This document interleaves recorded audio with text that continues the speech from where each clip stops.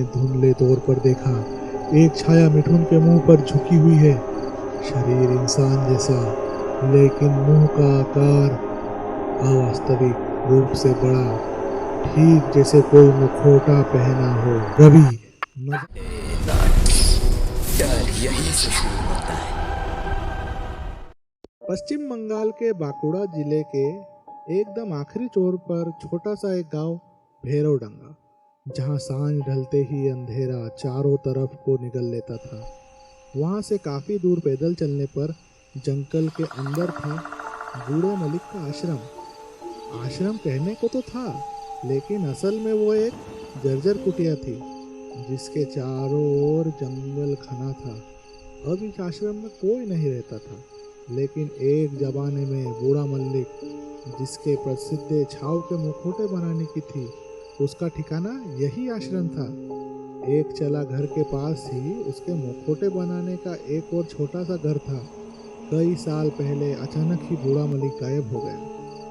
कोई जानता नहीं वो मर गया है या जिंदा है। उसके बाद आश्रम की ओर कोई खास नहीं जाता था।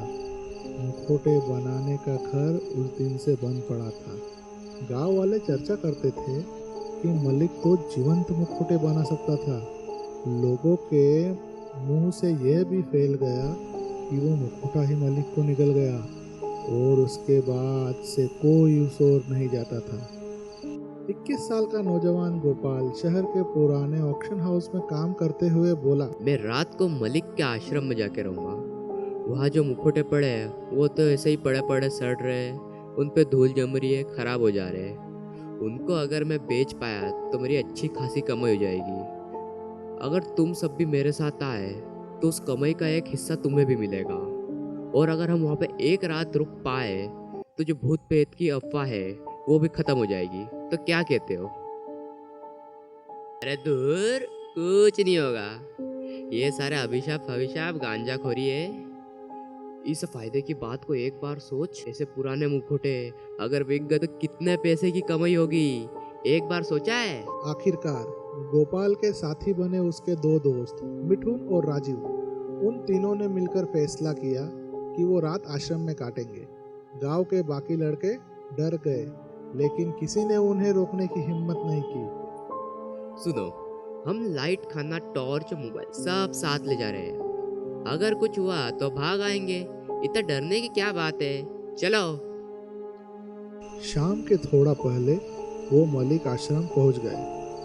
सामने एक विशाल बरगद का पेड़, जिसकी जड़ें जमीन फाड़कर पाताल तक जा रही होगी। चारों ओर घना अंधेरा।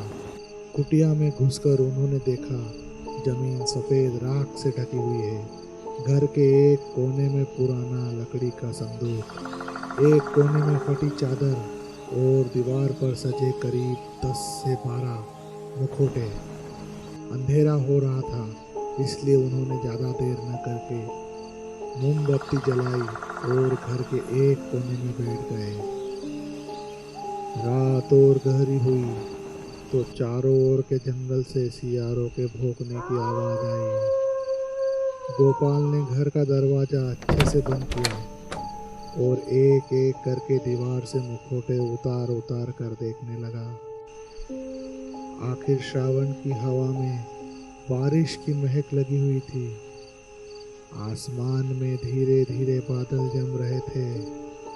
घने अंधेरे में आश्रम चुप्पी की गहराई में डूब गया। अचानक एक अजीब आवाज आई। कुटिया की छत पर कोई चल रहा था। गोपाल आवाज सुनते ही अपने दोस्तों की ओर देखकर इशारा करता है। हवा की आवाज है, बारिश होगी, घबराओ मत तुम। लेकिन आवाज रुकी नहीं। साथ ही बंद दरवाजे में किसी के लात मारने की आवाज आने लगी। अरे गोपाल, वो क्या आवाज है रे? मुझे बिल्कुल अच्छा नहीं लग रहा है। अभी इतनी रात भी नहीं हुई है। गोपाल, चल तीनों मिलके लौट चलते हैं। पागल हो गए हो क्या? इस अंधेरे जंगल को भी पार करके गांव लौटना बहुत खतरनाक है। शेर घूमते हैं इस जंगल में, इससे तो आश्रम में रहना ही सबसे सुरक्षित है। तुम घबराओ मत, मैं एक बार झट से बाहर जाता हूँ और देख के आता हूँ, समझे? गोपाल टॉर्च लेकर बाहर निकला। मिठुन और राजीव दरवाजे के पास खड़े रहे। बाहर तक तूफान उठ रहा था। बीच बीच में बिजली की चमक आकाश को रोशन कर रही थी। 5 मिनट बीत गए, गोपाल अभी तक नहीं लौटा। क्या हुआ रे राजीव? गोपाल कहाँ गया? एक बार पुकारना। राजीव डरते डरते जोर से चिल्लाता है। अरे गोपाल, गोपाल कहाँ गया? लेकिन कोई जवाब न आया। दोनों ने दरवाजा खोलकर बाहर झांका, कोई नहीं। मिठुन टॉर्च लेकर बाहर निकला, राजीव उसके पीछे पीछे। अचानक एक धक्का लगा, मिठुन जमीन पर गिर गया। घने अंधेरे में राजीव ने धुंधले तौर पर देखा, एक छाया मिठुन के मुंह पर झुकी हुई है। शरीर इंसान जैसा, लेकिन मुंह का आकार अवास्तविक रूप से बड़ा, ठीक जैसे कोई मुखौटा पहना हो। रवि नजारा देखकर चीखता है और जंगल में भागता है। दौड़ते दौड़ते कितनी दूर आ गया राजीव, उसे अंदाजा नहीं है। थोड़ी और देर दौड़ने पर कटेली झाड़ियों में फंसा राजीव गिर गया।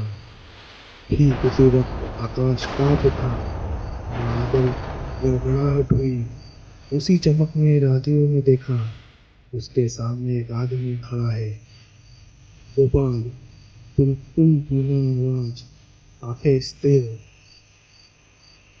राजीव हाँफते हाँफते किसी तरह खड़ा होकर, तू ठीक है ना मिठुन? गोपाल की आवाज सुनते ही राजीव डर के मारे जम गया। ये तो गोपाल की आवाज नहीं। कहाँ जा रहा है? देख देख मेरे हाथ में क्या है, देखना, देख मेरे हाथ में क्या लाया। धीरे धीरे हाथ आगे बढ़ता है, एक झाव का मुखौटा। देखना मुझे कैसा लग रहा हूँ मैं तुझे, देखना, देख। गोपाल मुखौटा पहन लेता है। मुखौटे की दरार से काला धुआं निकलने लगता है। बूढ़ा मलिक तो घासों मुखौटे बनाता है। एक बार इस मुखौटे को पहन लिया तो जिंदगी भर उसे ओढ़े रखना पड़ता है।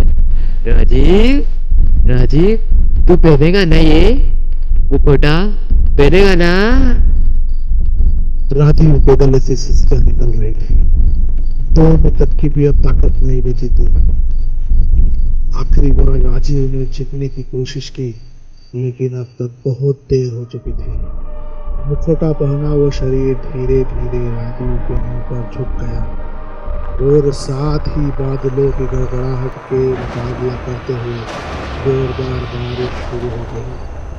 अगले दिन सुबह गांव वालों को खबर मिली, 3 लड़के लापता, गोपाल, मिठुन और राजीव।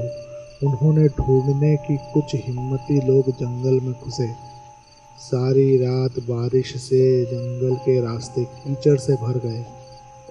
दिन चढ़ा तो पुलिस को भी खबर दी गई।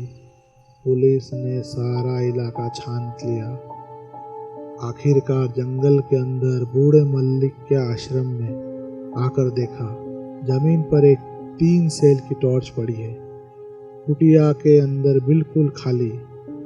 बाहर बरगद के पेड़ के नीचे मिला एक झाव का मुखौटा, पुरानी लकड़ी का बना, जिसका मुंह विकृत और भयानक था। तो गाइस, अगर आपको मेरी ये वीडियो पसंद आई तो प्लीज़ हमारे चैनल को लाइक, शेयर और सब्सक्राइब कर दीजिए, और भी ऐसे ही तगड़े हॉरर एनिमेटेड कंटेंट के लिए। और इस वीडियो को जितना ज़्यादा हो सके उतना शेयर कर दीजिए, और मिलते हैं अगली वीडियो में। तब तक के लिए बाय बाय।